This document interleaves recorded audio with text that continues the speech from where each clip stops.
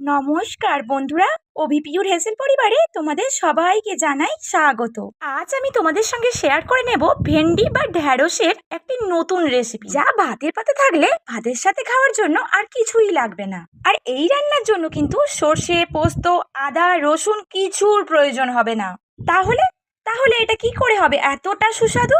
সেটা জানার জন্যই তো তোমাদের এই ভিডিওটি স্কিপ না করে পুরোটা দেখার অনুরোধ রইল। আর রান্না করতে করতে তোমাদের সাথে কিছু গল্পও করে নেব। ঢ্যাঁড়স বা ভেন্ডির এই রান্নার জন্য কিন্তু আমি ব্যবহার করেছি আমার গাছ থেকে তোলা টমেটো। টমেটোগুলো কাঁচা ছিল, এই কাঁচা টমেটো কিন্তু আমি এই রান্নায় দিয়েছি। তাই সবার প্রথমে আমি আমার ছোট্ট বাগান থেকে কয়েকটি কাঁচা টমেটো তুলে নিয়ে এলাম। আর দাঁড়াও, এই রান্নার প্রধান দুটি উপকরণের সঙ্গে তোমাদের পরিচয় করে দিই। এই হলো ভেন্ডি বা ঢ্যাঁড়স আর দুটো আলু। সবার প্রথমে ভেন্ডি আর আলু আমি কিন্তু খুব ভালো করে জলে ধুয়ে পরিষ্কার করে নেব। আমরা সবাই জানি ভেন্ডি কেটে নেওয়ার পর জলে ধুলে কিন্তু হড়হড় করে, তাই জন্যই কিন্তু আগে ধুয়ে নেওয়া। যারা প্রথম ভেন্ডি রান্না করছো বা রান্না শিখছো, তাদের ক্ষেত্রে কিন্তু এই টিপসটা বড্ড কাজে লাগবে। প্রত্যেকটি ভিডিও বানাতে, এডিট করতে অনেকটা পরিশ্রম হয়, তাই প্লিজ যারা ভিডিওটি দেখছো ভালো লাগলে একটি লাইক করতে কখনোই ভুলো না। তোমাদের এক একটি লাইক কিন্তু আমার কাছে মহা মূল্যবান। দেখো, আলুগুলো আমার খুব ভালো করে ধোয়া হয়ে গেছে, কতটা নোংরা জল বেরিয়েছে দেখো একবার।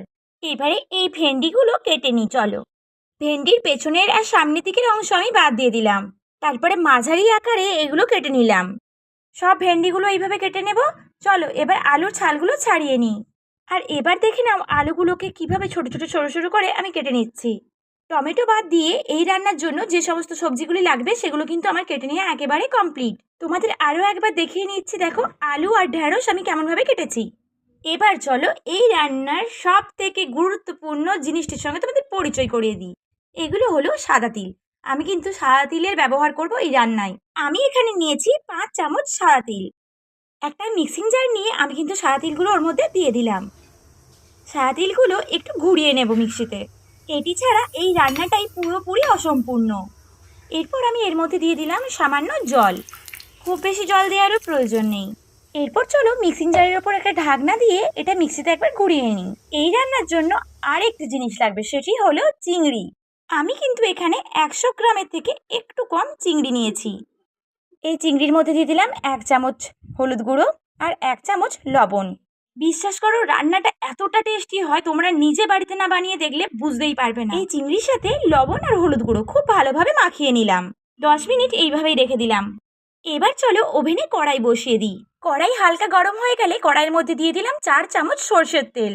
এবারে এই তেল খুব ভালোভাবে গরম করে নেওয়ার পালা। চলো, তেল ভালোভাবে গরম হয়ে গেছে, এবার চিংড়িগুলো এর মধ্যে দিয়ে দিলাম। অনেকবার তোমাদের অনেক ভিডিওতে জানিয়েছি যে চিংড়ি কখনোই বেশি ভাজবে না, তাহলে কিন্তু খেতে একেবারেই বেশি ভালো লাগে না।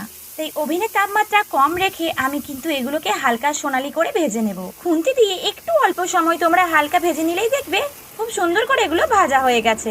এবার এগুলোকে তুলে রাখলাম অন্য একটি পাত্রে। এরপর আমি একটা কাঁচের বাটিতে নিয়েছি কিছুটা পরিমাণ জল। এই জলের মধ্যে দিয়ে দিলাম কিছু কাঁচা টমেটো আর একটা বড় পাকা টমেটো। এখানে 4টে কাঁচা টমেটো দেখলেও আমি কিন্তু 2টো কাঁচা টমেটোর ব্যবহার করেছি। খুব ভালো করে এগুলোকে ধুয়ে নিলাম জলে। এবার চলো এগুলোকে টুকরো টুকরো করে কেটে নিই। টমেটো কেটে নেওয়া কিন্তু আমার একেবারে কমপ্লিট। এরপর রান্নায় ফেরা যাক চলো। এই কড়াইয়ের মধ্যেই আমি কিন্তু আবার দিয়ে দিলাম 5 চামচ সর্ষের তেল। তেল খুব ভালোভাবে গরম করে নেব। আর তেল খুব ভালোভাবে গরম হয়ে গেলে আমি এর মধ্যে দিয়ে দিলাম 1 চিমটে কালো জিরা।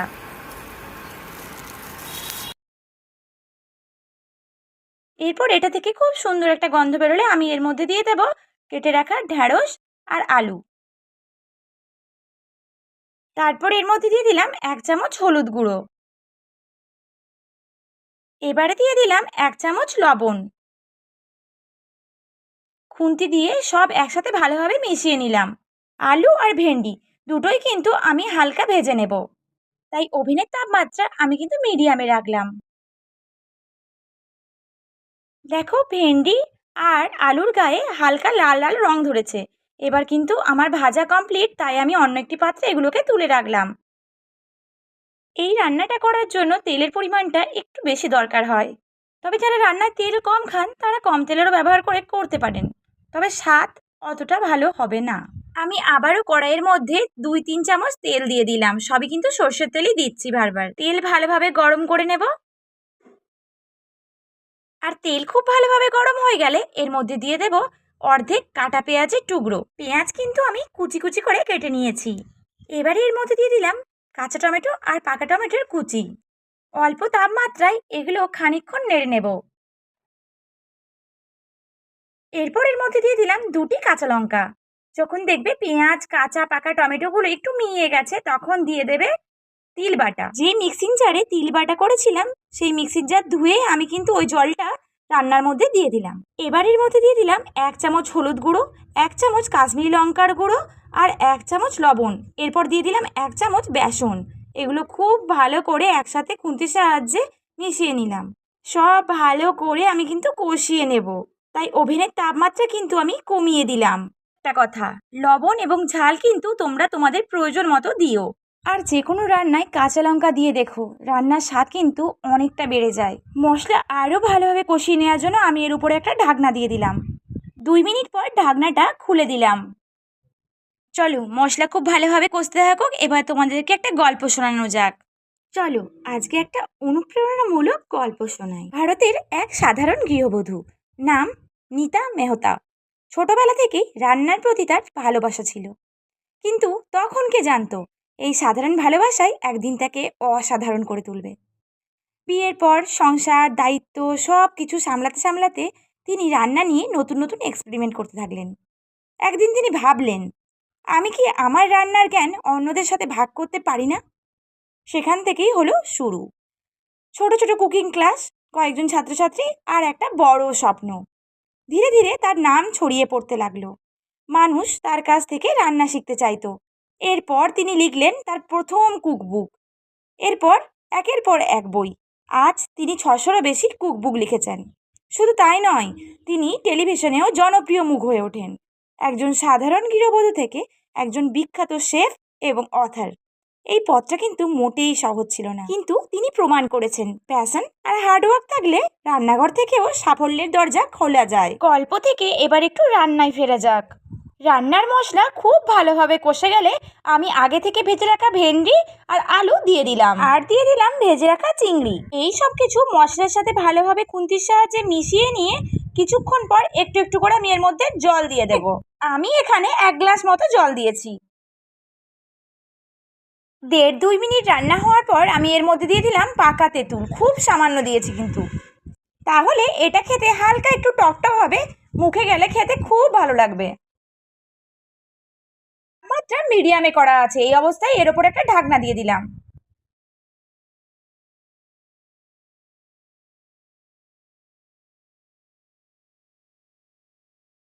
আবারও 1.5 মিনিট রান্না করে নেওয়ার পর ঢাকনাটা কিন্তু আমি তুলে দেব। এই রান্নাটা কিন্তু একেবারে গা মাখা হবে। তোমাদের যদি চিংড়ি দিয়ে ভেন্ডি বা ঢ্যাঁড়সের এই রেসিপিটি ভালো লেগে থাকে তাহলে প্লিজ লাইক, শেয়ার, কমেন্ট এবং সাবস্ক্রাইব করে দিও। আর সাবস্ক্রাইব করার পর বেল আইকনটি ক্লিক করে অল নোটিফিকেশন অন করে দিও, যাতে আমি ভিডিও দিলে আমার সমস্ত ভিডিওর নোটিফিকেশনগুলো সবার আগে তোমার কাছে পৌঁছে যায়। এই রান্নায় তোমরা যতটুকু ঝোল ঝোল দেখতে পাচ্ছ এখন, এটা কিন্তু পুরোটাই থাকবে না, সবটাই শুকিয়ে যাবে। জানো তো, এই ভেন্ডি খেতে কিন্তু আমি একেবারেই পছন্দ করতাম না, কিন্তু এই রেসিপিটা বানানোর পর আমি জাস্ট এই রেসিপিটা দিয়েই সমস্ত ভাত খেয়ে নিয়েছি। তোমরা একবার প্লিজ প্লিজ প্লিজ বাড়িতে বানিয়ে দেখো।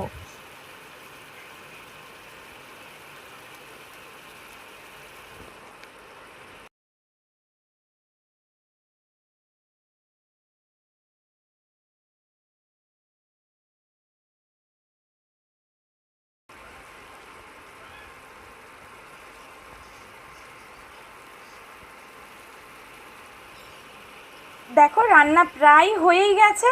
এবার কিন্তু আমি ওভেন বন্ধ করে দেব। ভেন্ডির এই পদটি তোমরা ভাতের সাথে সাথে রুটি, পরোটা সব কিছুর সঙ্গে খেতে পারো।